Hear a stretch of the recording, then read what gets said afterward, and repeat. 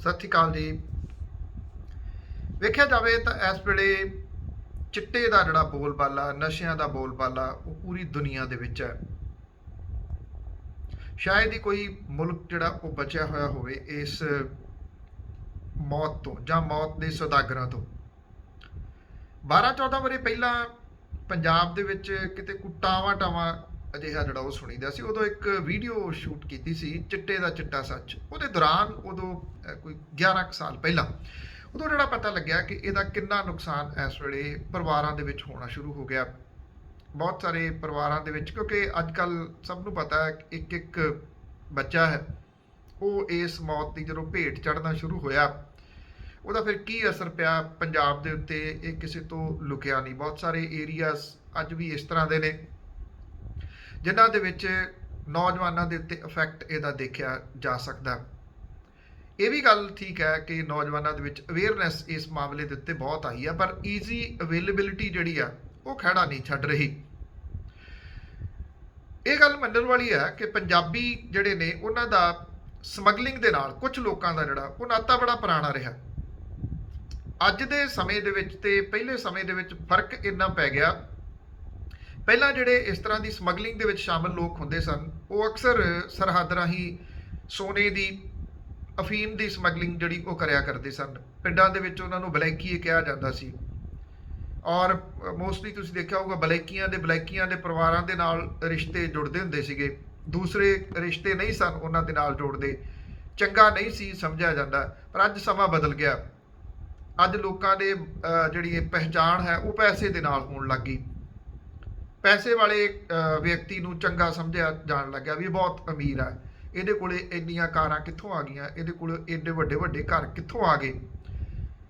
ਉਹਨੇ ਬਹੁਤ ਸਾਰੇ ਲੋਕਾਂ ਨੂੰ ਇਸ ਧੰਦੇ ਵੱਲ ਨੂੰ ਜਿਹੜਾ ਸੀ ਉਹ ਪਾਇਆ, ਉਧਰ ਝੋਕ ਦਿੱਤਾ। ਪਿਛਲੇ ਤਕਰੀਬਨ ਇੱਕ ਹਫ਼ਤੇ ਦੇ ਦੌਰਾਨ ਇਸ ਤਰ੍ਹਾਂ ਦੀਆਂ ਖਬਰਾਂ ਜਿਹੜੀਆਂ ਸਾਹਮਣੇ ਆਈਆਂ, ਉਹ ਵੀ ਵਿਦੇਸ਼ ਤੋਂ। ਸਰੀ ਬ੍ਰਿਟਿਸ਼ ਕੋਲੰਬੀਆ ਦਾ ਇੱਕ ਬਹੁਤ ਫੇਮਸ ਸ਼ਹਿਰ ਹੈ ਜਿੱਥੇ ਪੰਜਾਬੀਆਂ ਦੀ ਬਹੁਤ ਵੱਡੀ ਗਿਣਤੀ ਆ। ਉੱਥੋਂ 10 ਕੁਇੰਟਲ ਅਫੀਮ ਜਿਹੜੀ ਉਹ ਫੜੀ ਜਾਂਦੀ ਆ, ਔਰ ਪੁਲਿਸ ਜਿਹੜੀ ਡੌਕ ਤੇ ਲੱਗੀ ਅਫੀਮ ਹੈ ਉਹਦੀ ਜਗ੍ਹਾ ਦੇ ਉੱਤੇ ਕੁਝ ਹੋਰ ਰੱਖ ਦਿੰਦੀ ਆ। ਜਦੋਂ ਉਹ ਬੰਦੇ ਛਡਾਉਣ ਆਉਂਦੇ ਆ ਤੇ ਉਹ ਪਤਾ ਇਹ ਲੱਗਦਾ ਕਿ ਸਰੀ ਦਾ ਇੱਕ ਬੰਦਾ 3 ਬਰੈਂਪਟਨ ਦੇ ਆ, ਉਹਦੇ ਵਿੱਚ 10 ਕੁਇੰਟਲ ਅਫੀਮ।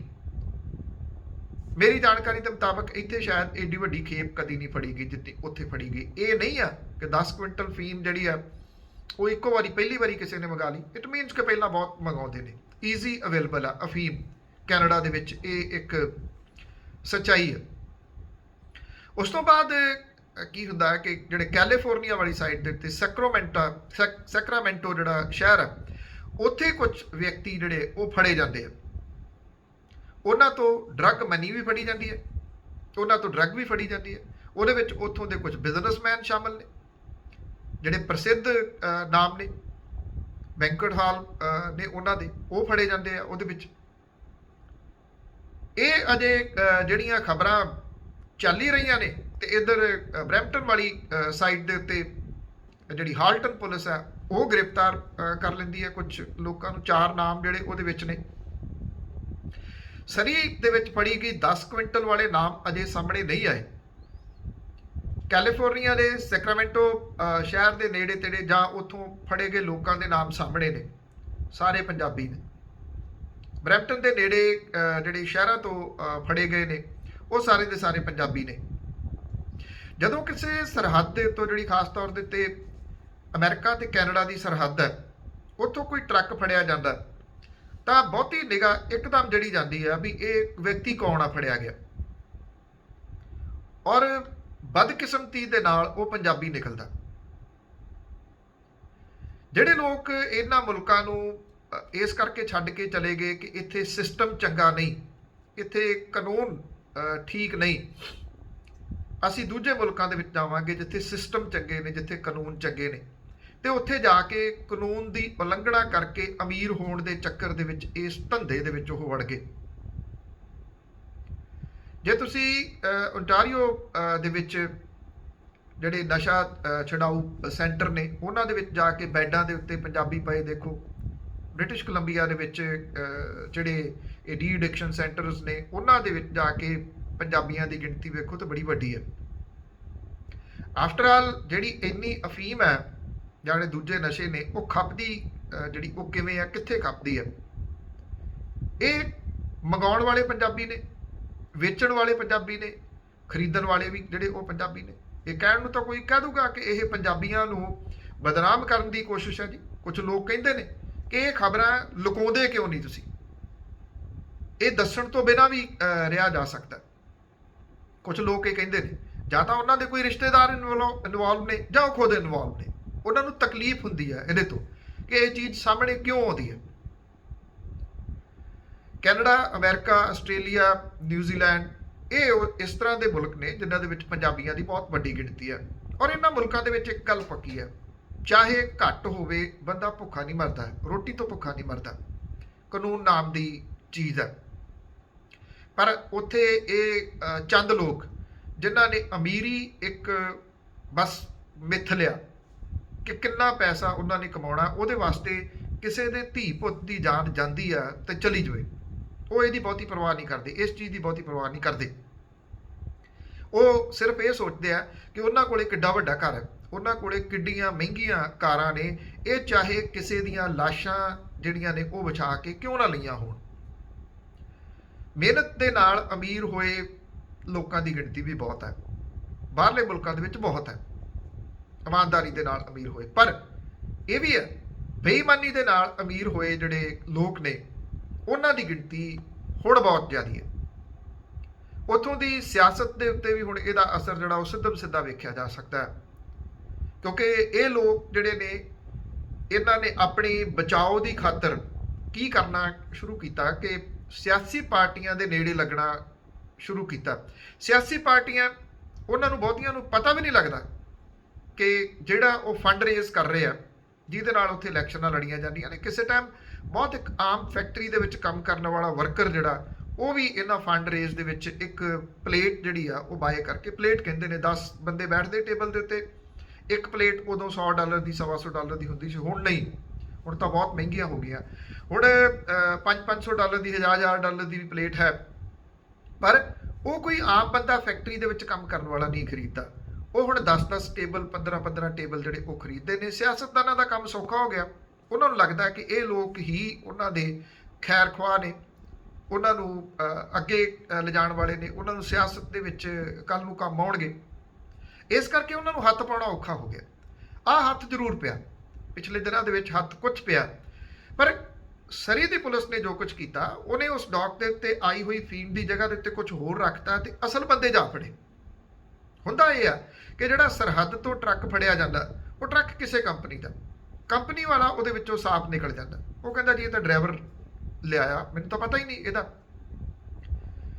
ਜੇ ਇਸ ਤਰ੍ਹਾਂ ਹੋਵੇ ਕਿ ਉਹ ਜਿਹੜਾ ਟਰੱਕ ਹੈ ਜਿਹਦੇ ਵਿੱਚ ਫੜਿਆ ਗਿਆ ਸਮਾਨ, ਉਹਨੂੰ ਜਾਣ ਦਿੱਤਾ ਜਾਵੇ, ਇਹ ਵੇਖਿਆ ਜਾਵੇ ਕਿ ਉਹ ਕਿੱਥੇ ਜਾਂਦਾ, ਕਿੱਥੇ ਲੱਥਦੀ ਹੈ, ਤੇ ਇਹ ਅੱਗੇ ਤੋਂ ਅੱਗੇ ਤਾਰਾਂ ਜਿਹੜੀਆਂ ਨੇ ਉਹ ਜੋੜੀਆਂ ਜਾ ਸਕਦੀਆਂ ਨੇ। ਫਿਰ ਲੱਭਿਆ ਜਾ ਸਕਦਾ ਕਿ ਕੌਣ ਲੋਕ ਨੇ ਜਿਹੜੇ ਇਸ ਧੰਦੇ ਦੇ ਵਿੱਚ ਲੱਗੇ ਹੋਏ ਨੇ। ਪਤਾ ਸਭ ਨੂੰ ਹੈ। ਇੱਕ ਗੱਲ ਸਾਨੂੰ ਐਕਸੈਪਟ ਕਰਨੀ ਪਊਗੀ, ਸਾਡੇ ਲੋਕ ਨੇ ਇਹ ਜਿਨ੍ਹਾਂ ਦੇ ਨਾਵਾਂ ਦੇ ਪਿੱਛੇ ਜਿਹੜਾ ਲੱਗਦੇ ਨੇ, ਉਹ ਸਿੱਧਾ ਸਾਨੂੰ ਰਿਪਰੈਜ਼ੈਂਟ ਕਰਦੇ ਨੇ। ਅਸੀਂ ਅਕਸਰ ਇਹ ਕਹਿ ਦਿੰਦੇ ਆ ਕਿ ਨਹੀਂ ਇਹਦੀ ਤੁਸੀਂ ਗੱਲ ਕਿਉਂ ਕਰਦੇ ਹੋ, ਉਹਦੇ ਫਲਾਣੇ ਬੰਦੇ ਦੇ ਨਾਮ ਦੇ ਨਾਲ ਸਿੰਘ ਲੱਗਿਆ ਹੋਇਆ, ਉਹਦੇ ਨਾਮ ਲਾਸਟ ਨੇਮ ਆ ਜਿਹੜਾ ਲੱਗਿਆ ਹੋਇਆ, ਕਿਉਂ ਨਹੀਂ ਉਹਨਾਂ ਦੀ ਗੱਲ ਤੁਸੀਂ ਕਰਨੀ, ਕਿਉਂ ਨਹੀਂ ਗੱਲ ਕਰਨੀ ਉਹਨਾਂ ਦੀ? ਇਹ ਉਹ ਲੋਕ ਨੇ ਜਿਹੜੇ ਜ਼ਹਿਰ ਵੰਡ ਰਹੇ ਆ। ਸਾਡੀ ਜਿਹੜੀ ਹੋ ਪਰੇ ਦੀ ਪ੍ਰਵਿਰਤੀ ਹੈ ਨਾ, ਵੀ ਨਹੀਂ ਅਸੀਂ ਇਸ ਮਸਲੇ ਦੇ ਉੱਤੇ ਗੱਲ ਨਹੀਂ ਕਰਨੀ, ਮੇਰੇ ਘਰੇ ਡਰੱਗ ਥੋੜੀ ਆਈ ਹੈ ਇਸ ਕਰਕੇ ਮੈਂ ਗੱਲ ਕਿਉਂ ਕਰਾਂ। ਉਹ ਗੱਲ ਨਾ ਕਰਨੀ ਅੱਜ ਸਾਨੂੰ ਉਸ ਸਿਚੁਏਸ਼ਨ ਦੇ ਵਿੱਚ, ਉਸ ਸਥਿਤੀ ਦੇ ਵਿੱਚ ਲੈ ਗਈ ਕਿ ਇਹ ਜਿਹੜੇ ਲੋਕ ਨੇ ਇਹਨਾਂ ਦੇ ਵਿਰੋਧ ਦੇ ਵਿੱਚ ਗੱਲ ਕਰਨ ਵਾਲੇ ਜਿਹੜੇ ਆਫੀਸਰ ਨੇ ਉਹਨਾਂ ਮੁਲਕਾਂ ਦੇ ਵਿੱਚ, ਉਹ ਵੀ ਖੁੱਡੇ ਲਾਈਨ ਲਾ ਦਿੱਤੇ ਗਏ, ਉਹ ਵੀ ਕਿਤੇ ਨਹੀਂ ਲੱਭਦੇ। ਇਹਨਾਂ ਦੇ ਵਾਸਤੇ ਜਿਹੜੇ ਬੋਲਣ ਵਾਲੇ ਨੇ ਉਹਨਾਂ ਦੀ ਆਵਾਜ਼ ਬੰਦ ਕਰਾਉਣ ਦੇ ਯਤਨ ਜਿਹੜੇ ਉਹ ਪਿਛਲੇ ਸਮੇਂ ਦੇ ਦੌਰਾਨ ਵੀ ਹੁੰਦੇ ਰਹੇ ਤੇ ਅੱਜ ਵੀ ਹੋ ਰਹੇ ਨੇ, ਅੱਗੇ ਵੀ ਜਿਹੜੇ ਉਹ ਹੁੰਦੇ ਰਹਿਣਗੇ। ਇਹ ਲੜਾਈ ਨਾ ਕਿਸੇ ਇੱਕ ਵਿਅਕਤੀ ਦੀ ਹੈ, ਨਾ ਦੋ ਦੀ ਹੈ, ਨਾ ਪੰਜਾਂ ਦੀ ਹੈ, ਨਾ 100 ਦੀ ਹੈ। ਇਹ ਲੜਾਈ ਹਰ ਮਾਪੇ ਦੀ ਹੈ। ਉਹਨੇ ਆਪਣੀ ਜਿਹੜੀ ਜਨਰੇਸ਼ਨ ਹੈ ਉਹਨੂੰ ਇਸ ਚਿੱਟੇ ਦੇ ਕਹਿਰ ਤੋਂ ਬਚਾਉਣਾ ਕਿਵੇਂ ਹੈ। ਕੱਲ ਮੈਂ ਬੜੇ ਸਾਲਾਂ ਤੋਂ ਜਿਹੜੀ ਉਹ ਕਹਿੰਦਾ ਰਿਹਾ ਕਿ ਤੁਹਾਡੀਆਂ ਬਰੂਹਾਂ ਦੇ ਵਿੱਚ ਆਈ ਬੈਠੀ ਹੈ ਮੁਸ਼ਕਲ, ਜਿਹੜੀ ਕਿ ਤੁਹਾਡਾ ਡੋਰ ਨੌਕ ਕਰ ਰਹੀ ਹੈ। ਉਹਨੇ ਪਤਾ ਨਹੀਂ ਕਿਹਦੇ ਪੁੱਤ ਤੇ ਕਿਹਦੀ ਧੀ ਨੂੰ ਸਿਵਿਆਂ ਤੱਕ ਲੈ ਜਾਣਾ, ਕਿਉਂਕਿ ਜਿਹੜਾ ਡਰੱਗ ਕਰਦਾ ਉਹਦੀ ਜ਼ਿੰਦਗੀ ਫਿਰ ਪੋਟਿਆਂ ਤੇ ਗਿਣਨ ਵਾਲੀ ਹੈ। ਇਹਦਾ ਅੰਤ ਮੌਤ ਹੈ। ਉਹ ਓਵਰਡੋਜ਼ ਦੇ ਨਾਲ ਹੋ ਜੇ, ਉਂਝ ਖੋਖਲਾ ਹੋ ਜੇ, ਕਿਸੇ ਵੀ ਤਰੀਕੇ ਦੇ ਨਾਲ ਜਿਹੜਾ ਜੀ ਉਹ ਹੋ ਜੇ। ਇੱਕ ਦੂਜੀ ਗੱਲ, ਹੁਣ ਸਵਾਲ ਇਹ ਆ ਗਿਆ, ਜਿਨ੍ਹਾਂ ਨੇ ਉੱਥੇ ਕਾਨੂੰਨ ਬਦਲਨੇ ਆ, ਜਿਨ੍ਹਾਂ ਨੇ ਇਹਨਾਂ ਕਾਨੂੰਨਾਂ ਦੇ ਵਿੱਚ ਤਬਦੀਲੀਆਂ ਲਿਆਉਣੀਆਂ ਨੇ, ਉਹ ਲੋਕ ਇਹਨਾਂ ਦੇ ਫੰਡ ਰੇਜ਼ ਜਿਹੜੇ ਕੀਤੇ ਜਾਂਦੇ ਨੇ ਉਹਨਾਂ ਦੇ ਉੱਤੇ ਡਿਪੈਂਡ ਹੋ ਗਏ। ਇਸ ਕਰਕੇ ਕਾਨੂੰਨਾਂ ਦੇ ਵਿੱਚ ਤਬਦੀਲੀ ਆਉਣੀ ਬੜੀ ਔਖੀ ਜਿਹੜੀ ਉਹ ਹੁੰਦੀ ਜਾਪਦੀ ਹੈ। ਅਸੀਂ ਅਕਸਰ ਰੌਲਾ ਪਾਉਂਦੇ ਆ ਪੰਜਾਬ ਦੇ ਵਿੱਚ ਸਿਆਸਤ ਬਦਲਣ ਦੇ ਵਾਸਤੇ, ਮੁਲਕ ਦੇ ਵਿੱਚ ਸਿਆਸਤ ਬਦਲਣ ਦੇ ਵਾਸਤੇ ਅਸੀਂ ਬੜੇ ਜਿਹੜਾ ਇਹ ਕਹਿ ਲਓ ਕਿ ਮਜ਼ੇ ਲੈ ਲੈ ਕੇ ਉਹਦੀ ਗੱਲ ਕਰਦੇ ਆ। ਉਹਦੇ ਉੱਤੇ ਕਾਲਸ ਖੋਲ ਲਓ, ਜਿੰਨੀਆਂ ਮਰਜ਼ੀ ਕਾਲਸ ਰੇਡੀਓ ਟੀਵੀ ਦੇ ਉੱਤੇ ਆ ਜਾਂਦੀਆਂ ਨੇ। ਜਦੋਂ ਉੱਥੋਂ ਦੇ ਲੋਕਲ ਦੀ ਗੱਲ ਆਉਂਦੀ ਹੈ ਕਿ ਤੁਸੀਂ ਕੀ ਕਰ ਰਹੇ ਹੋ, ਫਿਰ ਸਾਰੇ ਮੂੰਹ ਦੇ ਵਿੱਚ ਘੁੰਗਣੀਆਂ ਪਾ ਕੇ ਬੀਬੇ ਬੱਚੇ ਬਣ ਜਾਂਦੇ ਆ। ਨਹੀਂ ਨਹੀਂ, ਸਾਡੇ ਘਰ ਕੋਈ ਸਮੱਸਿਆ ਨਹੀਂ, ਸਾਡੇ ਜਿਹੜਾ ਜੀ ਉਹ ਸਭ ਕੁਝ ਠੀਕ ਹੈ। ਤੇ ਫਿਰ ਬੈਠ ਕੇ ਜਦੋਂ ਚਾਰ ਜਾਣੇ ਜੁੜਦੇ ਆ, ਫਲਾਣੇ ਦਾ ਘਰ ਦੇਖਿਆ, ਕਿੱਡਾ ਵੱਡਾ ਉਹ ਘਰ ਹੈ, ਕਿੰਨੇ ਮਿਲੀਅਨ ਡਾਲਰ ਦਾ ਉਹ ਘਰ ਹੈ, ਉਹਦੀਆਂ ਕਾਰਾਂ ਦੇਖੀਆਂ ਨੇ, ਉਹਦੇ ਮੁੰਡੇ ਕੋਲੇ ਕਿੰਨੀਆਂ ਕਾਰਾਂ ਨੇ, 8 ਨੇ 9 ਨੇ, ਕਿੰਨੀਆਂ ਨੇ। ਬਸ ਇਸ ਚੀਜ਼ ਦੇ ਉੱਤੇ ਗੱਲ ਕਰਕੇ ਉਸ ਤੋਂ ਬਾਅਦ ਅਸੀਂ ਉਹਦੇ ਉੱਤੇ ਮਿੱਟੀ ਪਾ ਦਿੰਦੇ ਹਾਂ। ਡਰੱਗ ਇੱਕ ਇਸ ਤਰ੍ਹਾਂ ਦਾ ਜ਼ਹਿਰ ਹੈ ਜਿਹੜਾ ਹਰੇਕ ਘਰ ਦੇ ਚੁਗਾਟ ਜਿਹੜੀ ਆ ਉਹਨੂੰ ਪੱਟ ਕੇ ਅੰਦਰ ਆਇਆ ਬੈਠਾ। ਜੇ ਕੋਈ ਅਵੇਅਰ ਹੈ ਹੋ ਸਕਦਾ ਕੁਝ ਸਮਾਂ ਆਪਣੇ ਬੱਚਿਆਂ ਨੂੰ ਬਚਾ ਲੇ। ਜੇ ਕੋਈ ਅਵੇਅਰ ਨਹੀਂ, ਉਹ ਇਹ ਸੋਚਦਾ ਕਿ ਉਹ ਕਬੂਤਰ ਵਾਲੀ ਸਥਿਤੀ ਹੈ। ਕਬੂਤਰ ਜਦੋਂ ਬਿੱਲੀ ਨੂੰ ਦੇਖਦਾ ਉਹ ਅੱਖਾਂ ਮੀਚ ਲੈਂਦਾ, ਨਾ ਮੈਂ ਬਿੱਲੀ ਨੂੰ ਦੇਖਦਾ ਨਾ ਬਿੱਲੀ ਮੈਨੂੰ ਦੇਖਦੀ ਹੈ। ਉਹੋ ਜੀ ਸਿਚੁਏਸ਼ਨ ਸਾਡੇ ਪੰਜਾਬੀ ਭਾਈਚਾਰੇ ਦੀ ਜਿਹੜੀ ਉਹ ਹੋਈ ਪਈ ਆ। ਅਸੀਂ ਇਹ ਸਿਚੁਏਸ਼ਨ ਪੰਜਾਬ ਦੇ ਵਿੱਚ ਅਪਣਾਈ, ਪੰਜਾਬ ਤਬਾਹੀ ਦੇ ਕੰਢੇ ਜਿਹੜਾ ਖੜਾ। ਅੱਜ ਪੰਜਾਬ ਲੀਡਰਲੈਸ ਕਿਉਂ ਆ, ਇਹਦਾ ਐਨਾਲਿਸਿਸ ਕਰਨਾ, ਜਵਾਬ ਤੁਹਾਨੂੰ ਮਿਲ ਜੂਗਾ। ਔਰ ਇਹੋ ਜਿਹੇ ਹਾਲਾਤ ਸਾਡੇ ਭਾਈਚਾਰੇ ਦੇ ਵੱਖ-ਵੱਖ ਮੁਲਕਾਂ ਦੇ ਵਿੱਚ ਬੜੀ ਤੇਜ਼ੀ ਦੇ ਨਾਲ ਜਿਹੜਾ ਉਹ ਬਣਦੇ ਤੁਰੇ ਜਾ ਰਹੇ ਨੇ। ਚਾਹੇ ਉਹ ਸਰੀ ਹੈ, ਚਾਹੇ ਉਹ ਬਰੈਂਪਟਨ ਹੈ, ਤੇ ਚਾਹੇ ਹੁਣ ਕੈਲੀਫੋਰਨੀਆ ਵਾਲੀ ਸਾਈਡ ਦੇ ਉੱਤੇ ਜਿਹੜੇ ਸ਼ਹਿਰ ਨੇ ਜਿੱਥੋਂ ਲੇਟੈਸਟ ਸਮਾਨ ਜਿਹੜਾ ਉਹ ਫੜਿਆ ਗਿਆ। ਮੈਂ ਜਿਵੇਂ ਜਦੋਂ ਸਟਾਰਟ ਕੀਤੀ ਸੀ ਵੀ ਬਲੈਕੀਆ ਕਹਿੰਦੇ ਹੁੰਦੇ ਸੀ, ਤੇ ਉਹਨਾਂ ਨਾਲ ਬਹੁਤੇ ਲਿੰਕ ਨਹੀਂ ਸੀ ਰੱਖਦੇ।